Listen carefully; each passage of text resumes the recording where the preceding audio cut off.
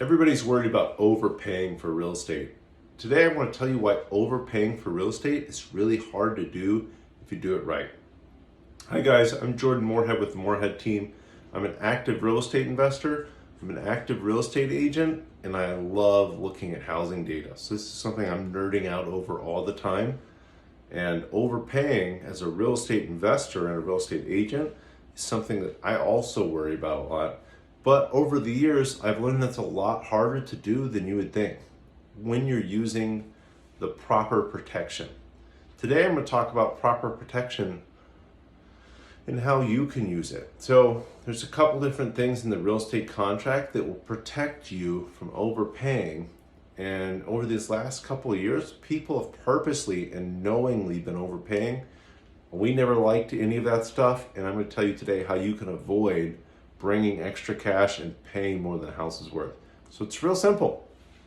The best way you can avoid overpaying is have an appraisal contingency and have an appraisal. So of course, if you get a lender, they're going to require that you do this anyway. They're going to require an appraisal. But if you have a good real estate agent that's going to recommend an appraisal contingency or not waiving the appraisal contingency, you'll be in really good shape. So here's how that works.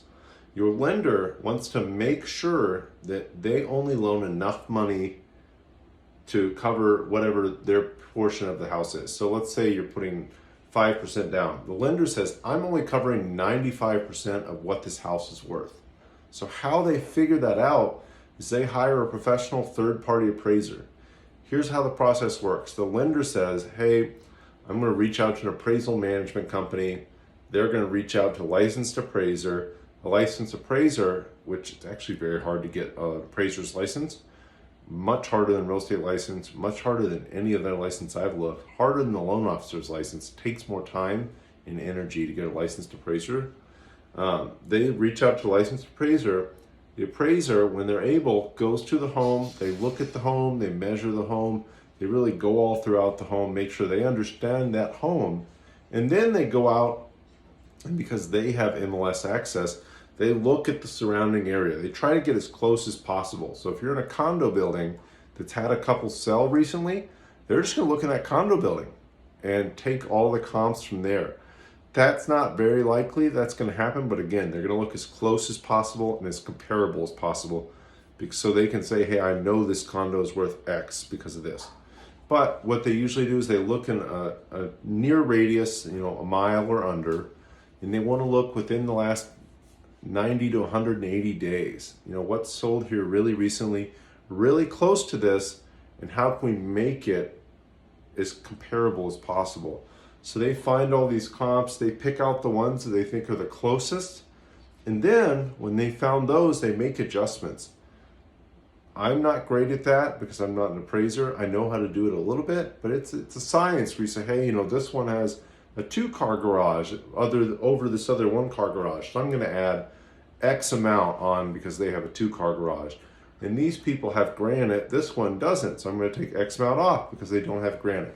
So it's really a science. These appraisal reports are multiple pages long. They're 10 pages long or more. There's tons of data in there. And this is just the way that you're not overpaying because they've done all this work to make sure that this property is worth this value. A lot of the times they'll come in at value, but if they're not worth it, if the agent didn't do their job when they were listing the property and list it based on comparable sales, then it might not come in at value. When you have an appraisal contingency, and again, we're talking about today, how do you not overpay? When you have an appraisal contingency, what that says is you go back to the seller and say, hey, I know we agreed on $300,000. It's only worth $280,000. That's all I can pay.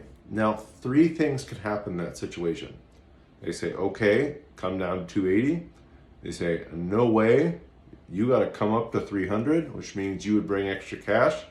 Or they say, let's work together and let's figure out how we can split this difference in some way. Maybe you bring 10, they bring 10, and you call it a deal. But it's super easy to not overpay. Really, just get a loan. Get a loan, have an appraisal contingency. Even if you don't get a loan, have an appraisal contingency, and you'll be in great shape. Thanks, guys. Have a great day.